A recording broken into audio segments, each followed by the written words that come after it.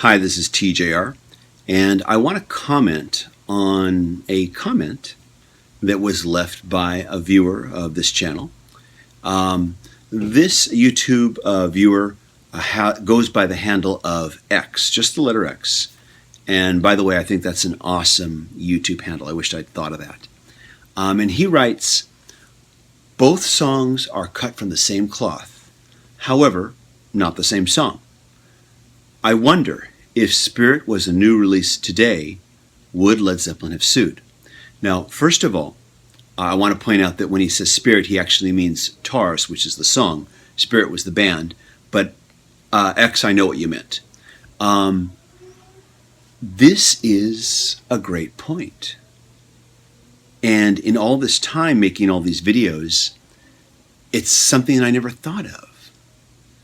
What if the shoe had been on the other foot? Now, first of all, let's forget about now, and let's talk about yesterday. What if Taurus had come out just a few years after Stairway to Heaven was released? Would Led Zeppelin have sued? I think the answer is hell yeah. In my video, Does Spirit Have a Case?, I mentioned that Led Zeppelin's management took legal action against the band Little Roger and the Goosebumps. They were a California band, and Led Zeppelin's management, I should say, took legal action against them and did threaten them with a copyright lawsuit because of a release they had done. It was a very well-made and very funny mashup / parody of Stairway to Heaven and the TV theme to Gilligan's Island. It was entitled Stairway to Gilligan's Island. The record was released in 1978 as a 45 on the band's own independent label.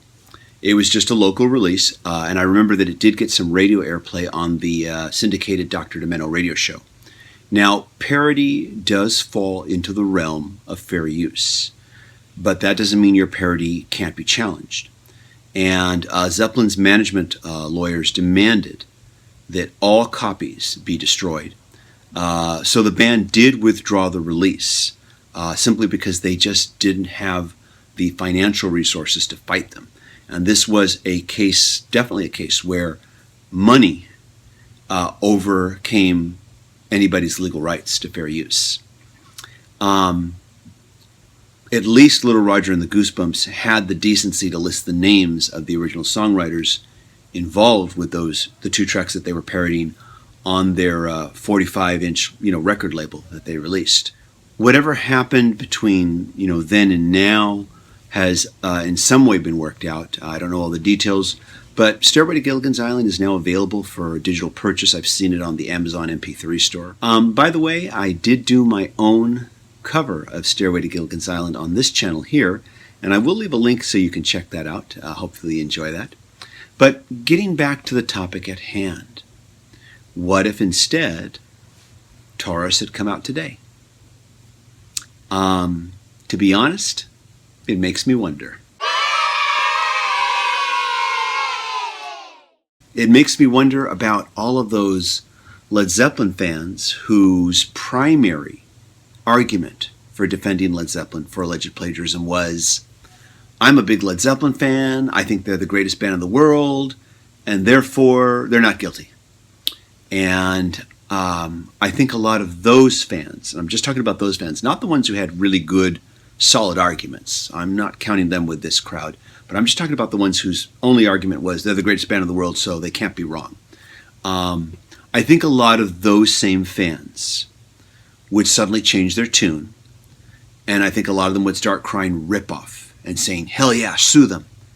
Of course, if you did write Taurus today, you would have to be living in a vacuum, because any sensible person would say, hey, that part of that song there, it sounds too much like Stairway to Heaven.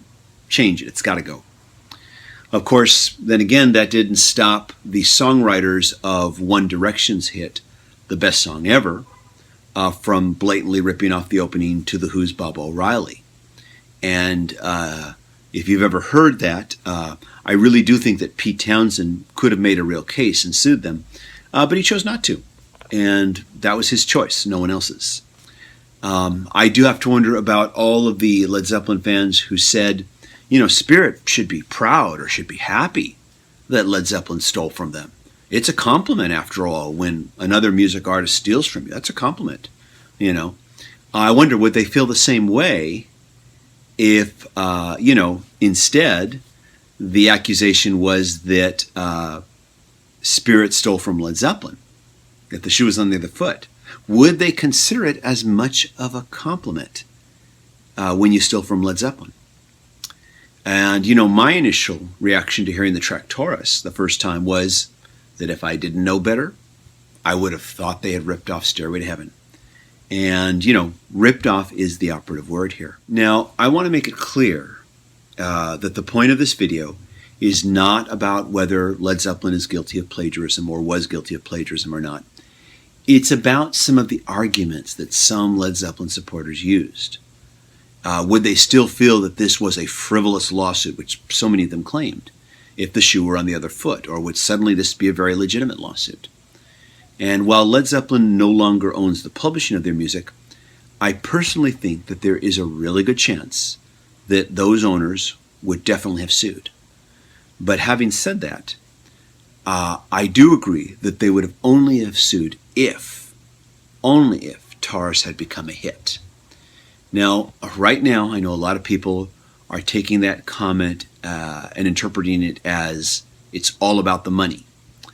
But that's not entirely true. It's also all about the brand.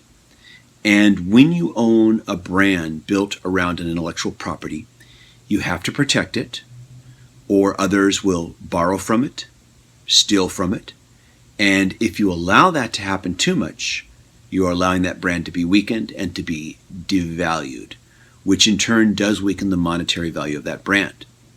And this is why I support every single music artist's right to defend their copyright, whether I agree with them or not. So what do you think? I'll be looking forward to checking out your comments. Before I close off this video, I just kind of want to share a little reminisce about my high school days. I remember back in high school, we actually had music playing between the classes over the school PA system, and it was music that the students got to choose. And I remember one day, the Kinks' Catch Me Now I'm Falling played over the school PA system, and pretty much every kid in the class that I was in that day shouted out, "Rip off!" when the song broke out into the guitar riff of Brown Sugar by the Rolling Stones. I remember the same thing when we first heard Babe, I'm Gonna Leave You.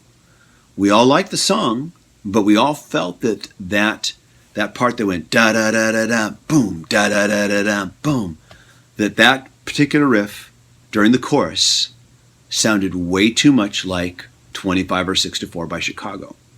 And we felt that it was a ripoff in that one respect. I want to add that my high school, back when I did attend it, was not one of the best high schools out there. Education standards were really low, and it was that way for a lot of public schools at that time.